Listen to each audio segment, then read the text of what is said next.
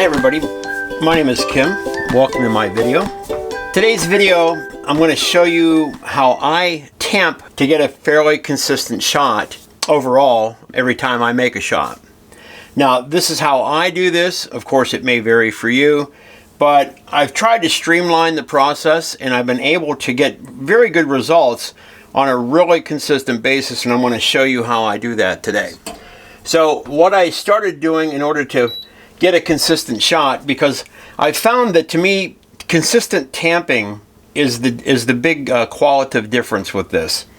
A lot of people, I think, when they're tamping, they take a regular tamper like this device right here and they push down, but they're not sure how hard to push down. Sometimes they push down too hard, sometimes they don't push down hard enough. I know they make these that are like spring loaded, so you can only push down so much and then it pops back. And I tried one of those. I really wasn't that impressed with it, so I sent it back and didn't use it any longer. What I ended up doing was going with this tool right here from ECM, as they call it, their WDT tool. And it's got a curved end on, which I'll talk about here in just a few minutes. But I found this to be extremely consistent and give me a consistent tamp, so I always have a good pull. I'm going to go ahead and start off here real quick. I'm going to go ahead and get 18 grams on the scale. So we'll just let that run. Using a Eureka Specialita. So it's a 18 gram IMS Nanotech basket. You see it doesn't fill up all the way, but it does fill up quite nicely. So the key to this, you take your WDT tool. I'm going to open it up so it's quite large, right? Now this thing weighs 220 grams. So it consistently is the same amount of weight each time you do this. So here's how you set this up.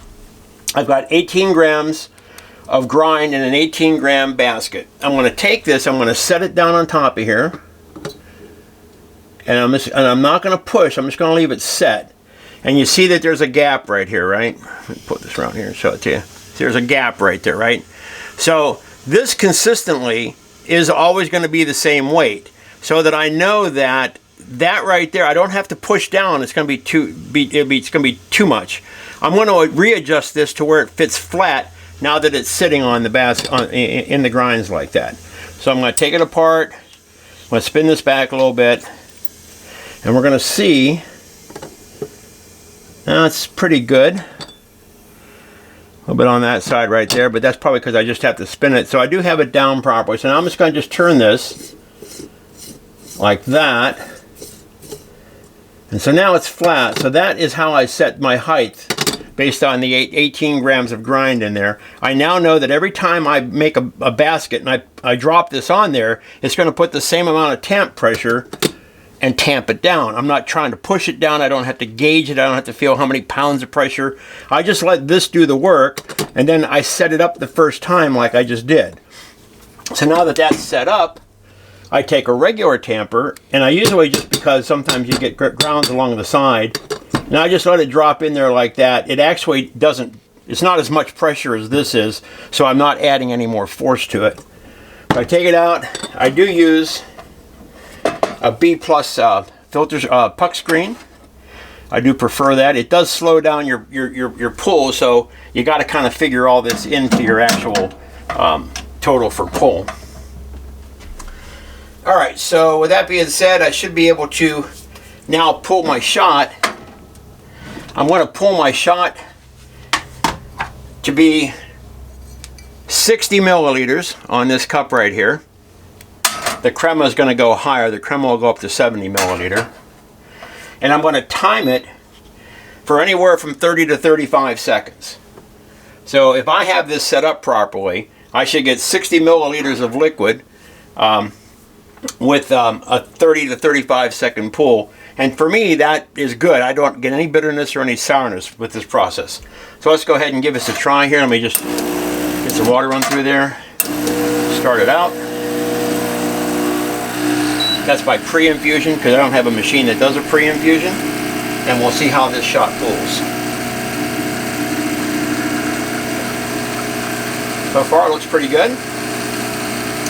I don't have any channeling. If you notice, I didn't really use my I have a feeler tool that I could have used. I don't. I find it I really don't need to with most cases. And then there we go right there. That's 30 seconds. So there you go. There's the shot.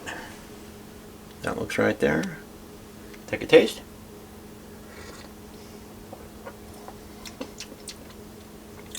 It's got a good flavor. It tastes the way it's supposed to. I think the bag says it's supposed to have a cherry, slight blackberry flavor to it, which it does. So there you go.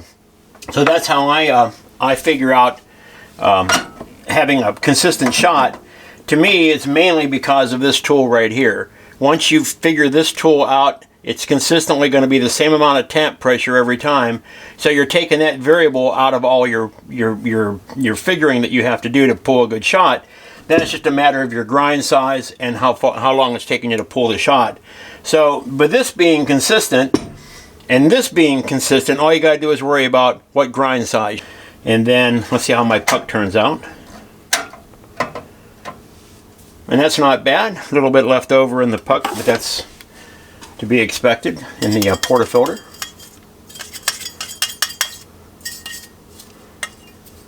So I hope that helped. Let me know. Leave your comments down below. Thanks a lot.